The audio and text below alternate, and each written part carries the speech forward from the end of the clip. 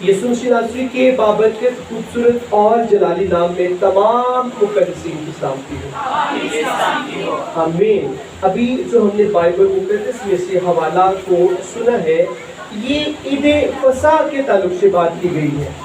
جو ابھی سرون ہم نے بائبل مقدس میں سے تلاوت کو سنا، یہ عید فصح، اس کے تعلق سے تھوڑا سا ہم دیباچہ سیکھیں گے، پس منظر دیکھیں گے۔ عید فصح کیا تھی، کہاں سے یہ سٹارٹ ہوئی، کیوں جیزس نے آخری کھانا اپنے شاگردوں، اپنے ڈسائپلز کے ساتھ کھانا مناسب جانا۔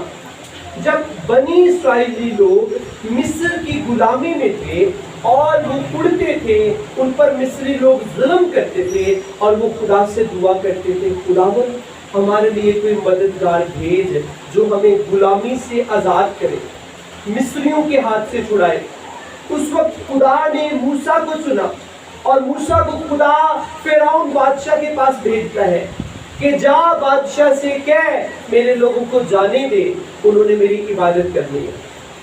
تو بائبل مقدس میں لکھا ہے کہ خدا بار بار فرعون کے پاس بھیجتے ہیں موسیٰ کو، لیکن فرعون کا دل کبھی سخت ہو جاتا ہے، کبھی نرم ہو جاتا ہے۔ لاسٹ میں 10 آفتیں مصریوں کے اوپر جو آئی، اس میں سے جو لاسٹ آفت تھی وہ پیلوٹوں کی موت تھی، اور پیلوٹوں کی موت سے پہلے خدا نے موسیٰ سے کلام کیا کہ تو میری قوم سے کہہ کہ تم ایک بے عیب برا کو لینا۔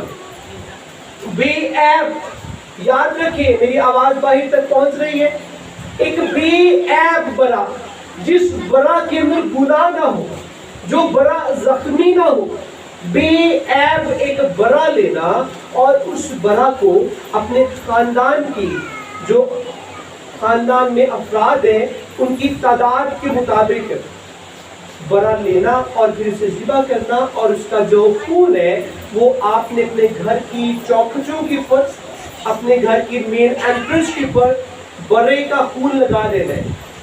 اور جب تم برے کا خون لگاؤ گے تو جو فرشتہ اینجل، موت کا فرشتہ جب گزرے گا تو وہ جن گھروں کے اوپر برے کا خون لگا ہوگا ان گھروں کو چھوڑتا جائے گا، انہیں کچھ نہیں کہے گا۔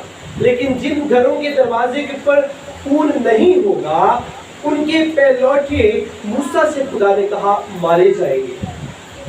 اور بنی اسرائیلیوں نے ایسا ہی کیا، ایک بے عیب برا لیا، اور انہوں نے خروج کی کتاب کے اندر یہ ہمیں ملتا ہے، دا بک آف ایکسوڈس کے اندر، کہ اسرائیلیوں نے برا لیا اور انہیں ذبح کیا، اور اس کا خون انہوں نے اپنے جو گیٹ تھا، مین انٹرنس، ان کے خیموں کی انٹرنس، ان کے گھروں کی انٹرنس، وہاں پر انہوں نے برے کا خون لگا دیا، اور جو انہوں نے اس کا گوشت بچا، جو اپنا بلڈ تو انہوں نے لگا دیا، اور جو برے کا گوشت تھا اس گھر کے افراد نے وہ کھایا اور جشن کیا، انہوں نے خوشی منائی کہ آج موسیٰ سے خدا نے کہا ہے اور ایسا ہی ہوگا۔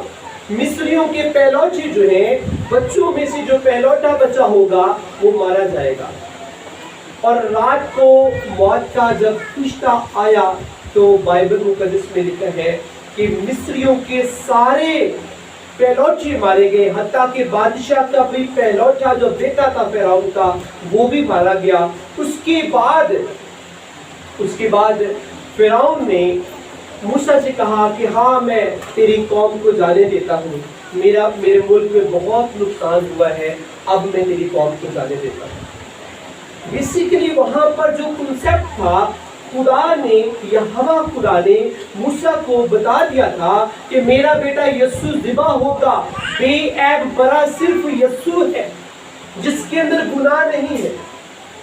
اور وہاں پر ایک سائن ملتا ہے بلڈ کا، خون کا۔ میں غور کر رہا تھا کہ خدا نے موسیٰ سے کہا کہ اپنی گھروں کی چوکھٹوں کے اوپر، دروازے کے اوپر برے کا خون لگانا۔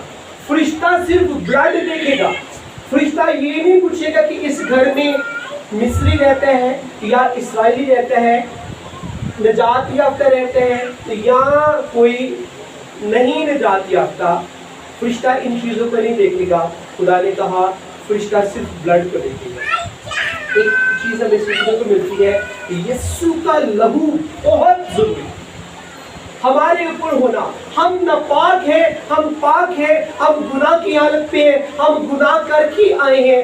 جیسے ہم اپنے منہ سے اقرار کرتے ہیں اپنے گناہ کا، اپنے پر یسوع کا لہو لیتے ہیں، ڈیتھ اسپرٹس، موت کی تاثیریں، موت کی بدروہیں ہمیں چھوڑتی جاتی ہیں، ہم سے دور چلی جاتی ہیں. ہم کیسے بھی ہیں، ہم گناہگار ہیں، ہم پاک ہیں، ہم موٹے ہیں، پتلے ہیں، چھوٹے ہیں، بڑے ہیں، ہم کیسے بھی. ان چیزوں کو نہیں، یہ چیزیں مانی نہیں رکھتی یسوع کے لہو کے آگے. یہ ایک بات کی چیزیں. ہاں موت کی جو تصویریں ہیں وہ ہمیں گھور گھور کر دیکھتی ہے کہ ان کے اوپر یسوع کا لہو ہے کہ نہیں ہے. یہ ہوا خدا نے کہا جن گھروں کی چوکھٹوں کے پر ایک کا خون لگا ہوگا، نجات یافتہ کی وہاں پر بات نہیں کی گئی، وہاں پر پاکیزگی کی بات نہیں کی گئی. اس کا مطلب ہے یسوع کا جو لہو ہے یہ ایک خاص لیکوڈ پیور عطر ہے، پاک، جو ہمیں موت کی تاثیروں سے بچاتا ہے. پہلا پوائنٹ یہ ہے کہ یسوع کے لہو کو آج ہم نے سمجھنا ہے. کئی دفعہ ہم اپنے پر یسوع کا لہو نہیں مانگتے اور ریزن کیا ہوتی ہے؟ ہم کہتے ہیں یار میں تو بڑا گناہگار ہوں، مجھ سے تو بہت گناہ ہوئے، میں وعدے کر کے توڑ دیتا ہوں. یسوع کا لہو ہمیں وعدوں میں پورا اترنے کی قدرت دے گا، ہمیں طاقت دے گا، ہمیں توفیق بخشے گا. وہاں سے بنی اسرائیل قوم جب مصر کی غلامی سے نکلے، پھر انہوں نے جا کر عبادت کی اور وہاں پر جشن منایا. پھر سے انہوں نے جشن منایا، مصر کے ملک سے نکل کر پھر انہوں نے جشن منایا.